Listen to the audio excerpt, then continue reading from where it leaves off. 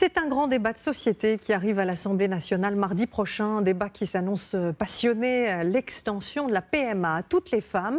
Et vous le savez, la mesure phare de la loi de la bioéthique, et l'Académie de médecine vient de rendre son avis sur la question.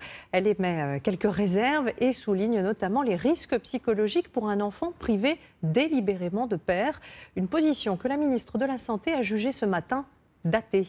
Arnaud Etcheverry, Sophie de Vessières et Élodie Dubosc. C'est une institution vieille de 2 siècles, chargée notamment de conseiller le gouvernement sur les questions de santé. Sur la PMA, l'Académie de médecine s'est autosaisie et elle a émis un avis plutôt tranché.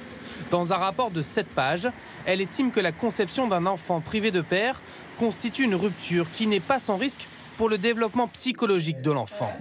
Le professeur Fissinger a participé à ce rapport et selon lui, un enfant qui grandit sans père, cela peut poser problème. Le petit garçon, jusqu'à 10-12 ans, s'il a 2 mamans qui l'aiment, ça se passe très bien.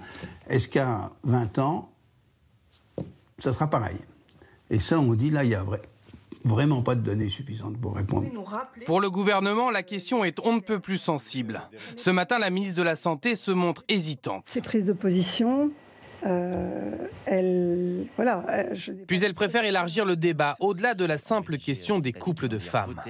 Considérer qu'il y a un lien direct entre défaut de construction de l'enfant et famille monoparentale est faux. La figure paternelle reste au cœur du débat sur la PMA. Pour ce psychanalyste, qui a beaucoup écrit sur le sujet, les rôles traditionnels au sein de la famille ont depuis longtemps volé en éclats. Le père n'est plus la seule figure d'autorité, la mère, elle, n'est plus cantonnée aux tâches ménagères. Je pense que l'Académie de médecine n'est pas vraiment au courant des évolutions de la société depuis un moment. Chacun sait aujourd'hui que les hommes comme les femmes, les pères comme les mères, ils accomplissent toutes ces fonctions paternelles et maternelles à la fois, ce qui permet à 2 mères ou à 2 pères d'élever un enfant. On le rappelle, le projet de loi vise à ouvrir la procréation médicalement assistée aux couples de femmes et aux mères célibataires. Les opposants à la PMA appellent le gouvernement à un report du débat prévu mardi à l'Assemblée. Quant à l'avis de l'Académie, il reste, quoi qu'il arrive, consultatif.